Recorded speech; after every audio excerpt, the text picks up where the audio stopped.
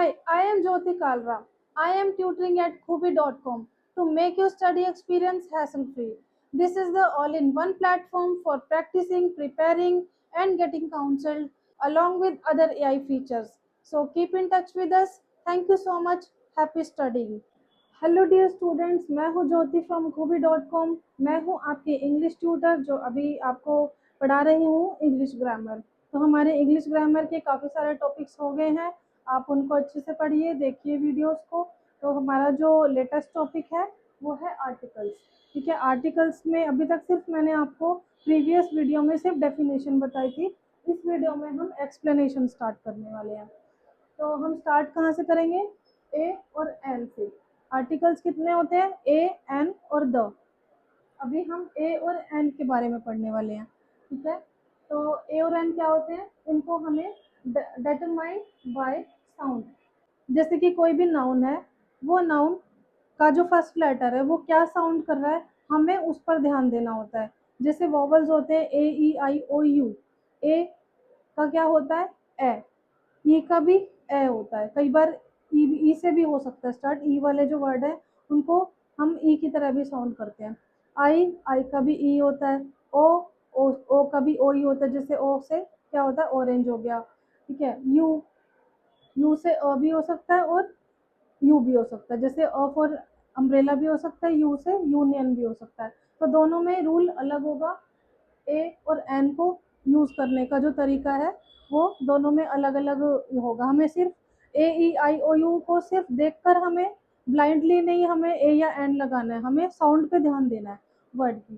ठीक है, for example N, S, ए। ठीक है, एस में फर्स्ट लेटर ए साउंड कर रहा है। अम्ब्रेला, इसमें अ। इंक में ई, ओ में ओ साउंड कर रहा है। ठीक है, तो हमने यहाँ पे एन क्यों लगाया? क्योंकि ये सब वॉवल्स है। देखने में तो आपको वॉवल्स लग रहे हैं, बट आपको साउंड पे ध्यान देना है। तो सारे रूल्स हैं वो फॉलो हो रहे हैं। ठीक है, जो साउंड कर रहा है वो वॉवल्स के अकॉर्डिंग है। Next, hour, honest. ठीक है, इसमें आप बोलोगे कि फर्स्ट लेटर जो है वो हमारा कॉन्सोनेंट है। ठीक है, अब हमें इसके आगे लिखना क्या है? ये होता है एन आवर, एन ऑनेस्ट। ठीक है, एन आवर, एन ऑनेस्ट। आप बोलोगे कि यहाँ पर एच है, एच कॉन्सोनेंट है, फिर भी हमने एन क्यों लगाया? क्यों? अभी बताया, साउंड को फॉलो करना। साउंड क्या है? आवर। हम एच साइलेंट है, फिर हावर नहीं बोलते, होनेस्ट नहीं बोलते, ओ बोलते हैं, ऑनेस्ट। तो साउंड पे अगर हम ध्यान देते हैं यहाँ पर एन आएगा। ये सब है। नेक्स्ट जो हम देख रहे हैं, बॉय कहाँ से स्टार्ट हो रहे हैं? बी। Women, university, useful. अब आप ये सोचोगे कि बी और डब्ल्यू ये तो ठीक है क्योंकि कॉन्सोनेंट है इसलिए ए लगाया है। यूनिवर्सिटी और यूजफुल में ए क्यों लिखा है? क्योंकि जो साउंड है वो अ का नहीं है, वो यू का है। यूनिवर्सिटी, यूजफुल, यूनियन, यू नहीं होना चाहिए, अ होना चाहिए। ठीक है, इसलिए ए लिख दिया। नेक्स्ट क्या है? 1 रुपी नोट। कहीं पर भी आ जाता है यहाँ पे। अगर मान लो वन या ओ, ई, आई, ओ, यू कुछ भी एक ऐसा वर्ड है। ठीक है, बट वो जो साउंड क्या कर रहा है यहाँ पर? वन, डब्ल्यू या वी साउंड कर रहा है। ठीक है, ओ साउंड नहीं कर रहा है यहाँ पर, इस वजह से ए लगेगा यहाँ पर। ठीक है, तो क्लैरिटी होगी अच्छे से प्रैक्टिस करोगे और ज़्यादा हो जाएगी। हमको डेफिनेट आर्टिकल्स का यूज़ कहाँ कहाँ करना होता है? डेफिनेट आर्टिकल्स कौन से होते हैं? द वाले। ठीक है, जैसे ए और एन होते हैं वो क्या है? Indefinite articles. और द क्या है? Definite articles. तो डेफिनेट आर्टिकल्स का यूज कहाँ करना है हमको? जैसे एग्जाम्पल है, the book you want is out of print. एक बुक जो आप चाहते हो वो आउट ऑफ प्रिंट है। तो हमने द कहाँ लिखा है? बुक के साथ। बुक क्या है? नाउन। तो हमने द का यूज क्यों किया और ए का यूज क्यों नहीं किया और एन का यूज क्यों नहीं किया? The book you want is out of print, क्योंकि वो ऐसी बुक जो आप चाहते हो, किसी पर्टिकुलर बुक के बारे में बात की गई है। ठीक है, द का यूज कहाँ होता है? जहाँ पर कोई भी एक, समझ लो कि कोई ग्रुप है, या अगर हम फॉर एग्जांपल ए लिख देते, a book you want is out of print, पहली बात तो यह सेंटेंस गलत हो जाता, क्योंकि यहाँ पे यू वांट जो है वो आपको पर्टिकुलर एक स्पेसिफाई किया हुआ है कि आपको ये वही वाली बुक के बारे में बात हो रहा है। बहुत सारी बुक्स हैं, बट इसी वाली बुक के बारे में बात हो रही है जो आपको चाहिए। ठीक है, तो अगर हम ए लगाते हैं तो वो सेंटेंस ही गलत हो जाता है, इसीलिए हमने द लगाया है। क्यों? क्योंकि हमने बहुत सारी जो बुक्स हैं उनमें से किसी एक बुक के बारे में बात की है जो आपको चाहिए, तो जो एरिया है वो कम हो गया, हमारा स्कोप कम हो गया कि सबको हटाओ, सिर्फ एक के बारे में बात करनी है, तो जहाँ पे स्पेसिफाई हो गया वहाँ पे द यूज होता है। नेक्स्ट एग्जाम्पल है let's go to the park. अगर हम यहाँ लिखते हैं let's go to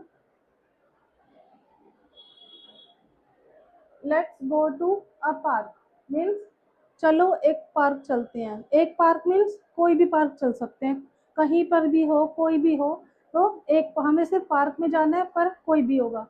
but let's go to the park, the लगाने से क्या होता है कि इतने सारे पार्क में से कोई एक ऐसा पार्क है जो जो सब्जेक्ट है जिससे बात की जा रही है। ठीक है, उन दोनों के बीच में अंडरस्टूड है कि हम उसी पार्क में जा रहे हैं।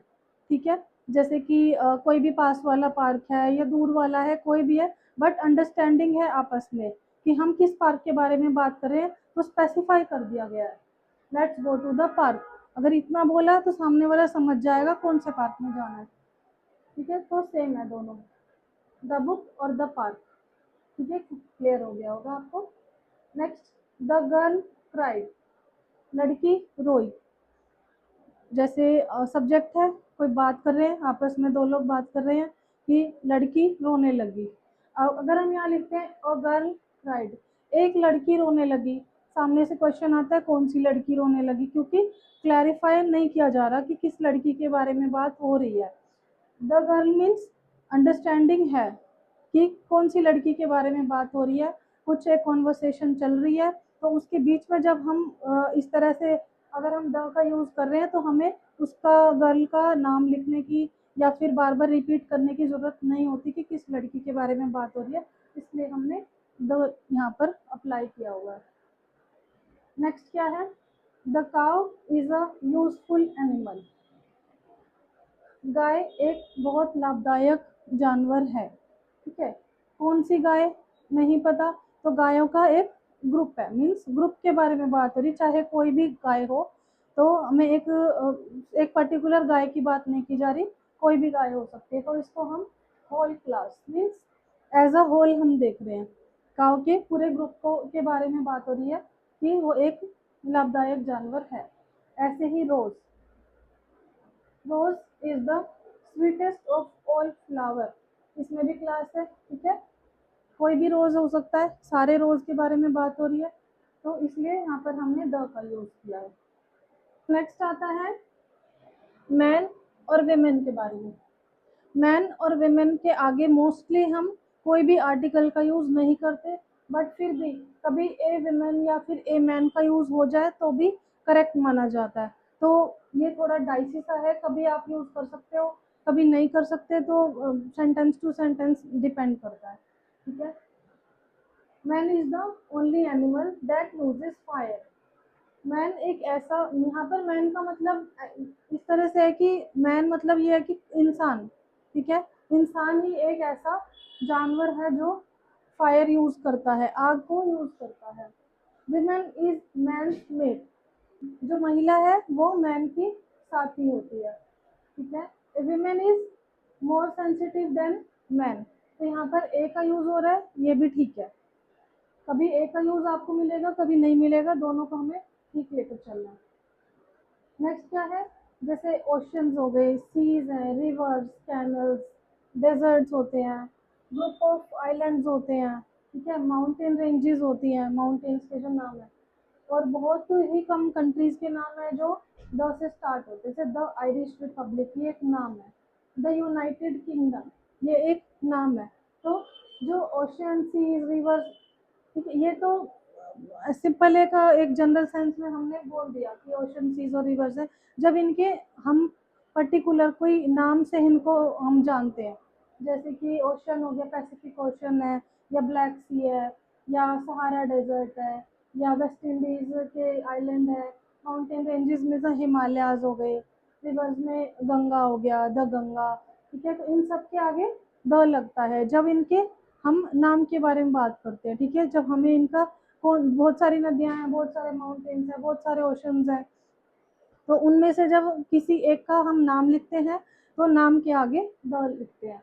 और बहुत कम कंट्रीज ऐसे हैं जो द से ही स्टार्ट होती हैं, तो वो तो समझ लो कि एक यूनिवर्सल ही हो गया, यूनिक ही है। तो यूनिक चीज़ों के आगे भी द ही लगता है। जैसे कि हमारे पास नेक्स्ट वाले एग्जांपल में है सन, स्काई, ताजमहल, ये वर्ल्ड में एक ही है। ठीक है, यूनिवर्सल है ये, तो उनके आगे द का यूज होता है। ठीक है, अब यहाँ पे एक रह गया था द बुक्स और वाल्मीकि रामायण। अगर हम कोई भी बुक्स के बारे में अगर हम लिख रहे हैं, कोई भी बुक है, बुक का कोई नाम है, द रामायण अगर हम लिखते हैं तो ठीक है। अगर हमने रामायण के आगे राइटर का नाम लिखा है वाल्मीकि रामायण, ठीक है, तो हम इसमें द वाल्मीकि रामायण नहीं लिख सकते, क्योंकि रामायण के आगे ऑलरेडी जो नाम है वो लिखा हुआ है, तो हम द वाल्मीकि नहीं लिखेंगे। ठीक है, बुक्स के नाम के आगे अगर सिंगल कोई नाम ही है तो हम जो पूरे वर्ल्ड में एक ही है उसके आगे द लगता है। नेक्स्ट और कहाँ लग सकता है the lion in him was aroused. ये है एब्स्ट्रैक्ट नाउन।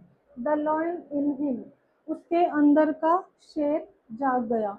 तो यहाँ पर शेर का मतलब वो शेर नहीं है, शेर तो एक जानवर है, बट जानवर की जो क्वालिटीज है उसके बारे में बात हो रही है। तो हमने क्या किया, पर्सोनिफाई किया है। पर्सोनिफाई जब भी किसी चीज को करते हैं तो क्या बोलते हैं उसको, एब्स्ट्रैक्ट नाउन। उसके अंदर का शेर जाग गया। जब हमने लॉइन को एज एन एब्स्ट्रैक्ट नाउन लिया है तो हम उसके आगे द का यूज करेंगे। The child in him never died, उसके अंदर का बच्चा कभी नहीं मरा। ठीक है, तो यहाँ पर बच्चे का मतलब क्या है, बच्चे की क्वालिटीज, तो एब्स्ट्रैक्ट नाउन हो गया चाइल्ड।